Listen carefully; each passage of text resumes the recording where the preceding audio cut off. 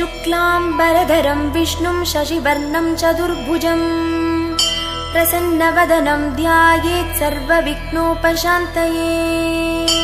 व्यासं वसिष्ठनप्तारं शक्तेः पौत्रमकल्मषम् पराशरात्मजं वन्दे शुकतातं तपोनिधिम्। व्यासाय विष्णुरूपाय व्यासरूपाय विष्णवे नमो वै ब्रह्मनिधये वासिष्ठाय नमो नमः। अविकाराय शुद्धाय नित्याय परमात्मने सदैकरूपरूपाय विष्णवे सर्वजिष्णवे। ॐ नमो विष्णवे प्रभविष्णवे।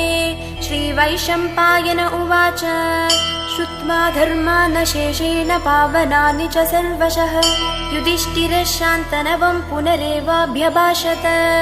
युधिष्ठिर उवाच किमेकं दैवतं